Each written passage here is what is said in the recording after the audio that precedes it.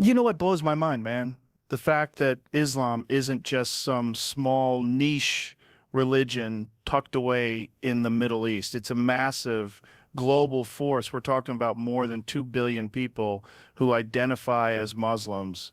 That's one in every 4 or 5 people on the planet. And here's the kicker. The number is still growing. It's not stagnant. It's not fading away like some ancient belief system. It's spreading. And every time I look into this, I keep asking myself, why? Like, why in the middle of modern life with science, technology, the internet, and everything available at our fingertips, are people still drawn to religion at all, let alone Islam? Shouldn't we be moving past that? Shouldn't we all just be rational atheists by now, sipping oat milk lattes while scrolling on our iPhones and saying God is dead? But no, people are turning to Islam in droves. Some are born into it, sure, but a huge number are actually choosing it. Convert. People who grew up atheist, Christian, Jewish, Buddhist, or with no religion at all, and then at some point, something about Islam pulled them in. So today, I want to break this down. I want to look at it the way I'd explore anything on the podcast, like when I dive into nutrition or psychedelics or martial arts. I don't want the watered down version. I want the raw, honest, why is this really happening breakdown. The raw simplicity of Islam. Here's what I think is the first hook: simplicity. Man, when you really look at it, Islam is stripped down. No nonsense, no frills spirituality. It doesn't ask you to believe in some overly complex system of gods, saints, or cosmic hierarchies. It's not a maze of confusing theology. At its core, it says, there's only one God. Muhammad is his final messenger. Your purpose is to live with awareness of God, worship him, and treat people right. That's it. There's a word Muslims use, tawheed, which just means oneness of God. That's the beating heart of Islam. It's pure, straightforward, and it hits people in a way that makes sense. No trinity to try to rationalize, no God in human form, no philosophical gymnastics. It's like the ultimate minimalism. And you know how in our world minimalism is blowing up? People are ditching clutter, decluttering their houses, simplifying their diets, simplifying their apps. Why? Because life's complicated enough. Well, Islam has been preaching minimalism for 1400 years, but instead of your closet, it's minimalism for your soul, the spiritual void of modern life. Now let's zoom out. Why are people even looking for religion in the first place? Think about modern life. We've got more tech, more wealth, more entertainment than any generation before us. You can order a cheeseburger to your door in 5 minutes, stream any movie instantly, scroll through endless TikTok videos until your eyeballs bleed. It's insane. But at the same time, mental health is tanking. Anxiety, depression, loneliness, all at record highs. People are medicating themselves just to function. And deep down, there's this sense of emptiness. We've become masters of distraction, but amateurs of meaning. Islam comes in like this anchor, this stabilizing force. It tells you life isn't random. You're not an accident. You're not just matter floating around in space. You were created on purpose by a creator who knows you better than you know yourself. That message, it cuts through the noise. It's not just philosophy, it's direction. And in a world that feels chaotic, people crave direction. Discipline is the new freedom. Here's the thing that really surprises people. Islam is a very disciplined way of life. It's not do whatever you want. It's got structure. You avoid alcohol and drugs. You dress modestly. You give charity. Now, from the outside, people look at that and go, damn, that sounds restrictive, like it's a prison. But what if it's the opposite? Look at our world. People are drowning in addiction, alcohol, drugs, porn, junk food, social media. Everyone's chasing dopamine hits all day long, and they feel miserable. What Islam does is flip that script. It says true freedom comes when you master yourself, when you're not a slave to your impulse, when you can say no to your desires. That's real strength. That's real dignity. I mean, just look at Ramadan. Muslims go an entire month fasting from sunrise to sunset. No food, no drink, no coffee, nothing. And they do it happily. They do it as an act of worship. And when people see that, even if they don't fully understand it, they respect it. They think, man, I wish I had that kind of discipline. It's like martial arts. When you train jujitsu or kickboxing, you're putting yourself under discipline. You're not just flailing around. You follow rules, you respect the art, you train your body, and through that discipline, you find freedom. Islam is like martial arts for the soul. Community in a lonely world. One of the biggest human needs is belonging, and modern life has kind of ripped that away. We used to have extended families, tight-knit neighborhoods, community churches. Now people barely know their neighbors. We're more connected than ever online, but lonelier than ever in real life. Islam fixes that in a huge way. The mosque isn't just a place of prayer, it's a place of belonging. Muslims gather every Friday for the congregational prayer. They break their fasts together during Ramadan. They celebrate Eid like one giant family reunion. And the beautiful part, Islam doesn't care about your race, your bank account, or your status. Everyone lines up shoulder to shoulder in prayer.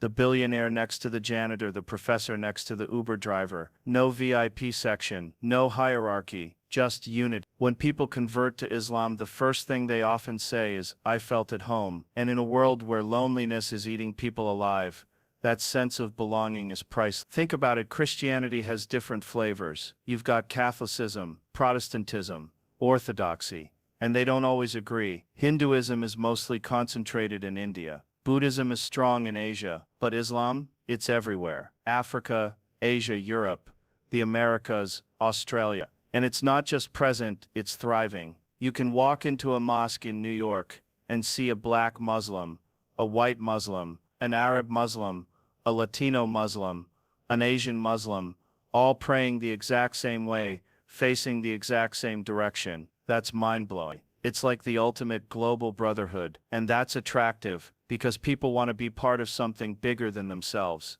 something that transcends borders, politics, and culture. The media versus reality. Now let's talk about the elephant in the room. For a lot of Westerners, the only thing they know about Islam is what they've seen on the news. And let's be honest, it's usually not good. Terrorism, extremism, violence, oppression. That's the headline. But here's the crazy thing. Despite all that, people are still coming to Islam. Why? Because when they actually sit down and read the Quran or talk to real Muslims, they realize the media version is a caricature. It's like judging all Americans by what you see on Jersey Shore. It's a joke. And once people realize they've been lied to, they get curious. They start digging deep. And a lot of the time that curiosity ends with them saying, "Wait, this actually makes sense." I've heard countless stories of people who set out to debunk Islam. Atheists, Christians, skeptics, and they end up converting. Like the religion they were trying to prove wrong ended up being the truth they couldn't ignore. That's why. So where were we? Right, we broke down why Islam's simplicity, discipline, sense of community, and global reach have this crazy pull. But that's just the surface. There are deeper layers, man. When you peel them back, you start to understand why people across the world, from every culture, every background, are saying, yeah, this makes sense, I'm in. The Quran, a living book. Let's start with the elephant in the room, the Quran. Every religion has its holy book, right? But the way Muslims see the Quran is completely unique. They don't just see it as inspired by God, they believe it is literally the word of God, preserved word for word since it was revealed 1400 years ago. Now, here's what's wild. Scholars, even non-Muslim ones, have studied this and they'll tell you the Quran hasn't changed. No revisions, no new additions, no lost gospels. It's the same Arabic text that people were reciting in the desert centuries ago. That alone blows people's mind, because in a world where everything gets altered, edited, or spun for politics, here's this text that has stood untouched. And then there's the language. Muslims will tell you the Quran in Arabic has this rhythm, this power, this beauty that no translation can fully capture. I've listened to recitations, man. Even without understanding the words, it hits you. There's a weight, almost like music, but deeper. You feel it in your chest. And here's the kicker. People start reading it out of curiosity, maybe even to criticize it, and then they find themselves going, wait, this is answering questions I didn't even know I had. Islam's logic and rational appeal. Another big factor is how logical Islam is. A lot of religions at some point ask you to just accept paradoxes, like believe it because faith don't ask questions. But Islam actually encourages questions. It says use your brain, think, reflect, look at the world around you. The Quran constantly says things like, do you not reflect? Do you not think? It's calling you to use reason. And that's appealing in the modern age because people don't want blind faith anymore. They want faith that makes sense. Take the concept of God. Islam says God is one, not human, not part of creation, beyond time and space, doesn't need food, doesn't sleep, doesn't die. That's a God you can't poke holes in. Compare that to the idea of God becoming human, or gods fighting each other, or God being three but also one. A lot of people wrestle with that. Islam cuts through it and says, nope, there's only one, and he's unlike anything you can imagine. Simple, clear, logical, justice and fairness. Here's another angle that resonates: Islam's sense of justice. Think about how unfair the world feels sometimes. Corruption, inequality, rich people exploiting the poor, wars, racism. It's brutal. People crave fairness. Islam says everyone is accountable. Everyone. You don't get a free pass because you're rich or powerful. On the day of judgment, even the Prophet Muhammad himself said he couldn't save people unless God willed. No favoritism. And in daily life, Islam has rules that protect the vulnerable. Charity, zakat, is mandatory to redistribute wealth. Racism is condemned. The Prophet's last sermon literally said no Arab is better than a non-Arab, no white better than black. Even animals have rights in Islam. You can't abuse them, can't overwork them, can't kill them for sport. That sense of fairness hits deep, especially today when people see injustice everywhere. Islam and science.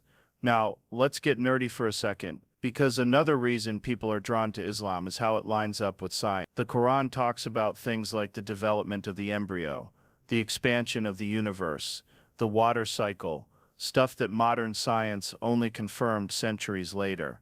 Now, skeptics will argue, well, maybe that's coincidence, but when you start stacking them up, it makes people think. And Muslims don't see science as the enemy. They see it as uncovering how God works. Like, you discovered the laws of physics. Cool, that's just the blueprint God laid down. That harmony between science and spirituality is rare, and people find it refreshing. The role of women. Okay, this one's huge, because one of the biggest criticisms people throw at Islam is it oppresses women. But here's what's interesting. A lot of converts to Islam in the West are actually women. Why would women willingly join a religion that supposedly oppresses them? When you ask them, they'll tell you it's because Islam gives them dignity, respect and protection in ways society doesn't. Western culture often reduces women to their looks, their sexuality, their buy-in. It says you're free, but that freedom often feels like pressure. Pressure to be hot, to be available, to be perfect. Islam flips it. It says you're valued for your mind, your soul, your character.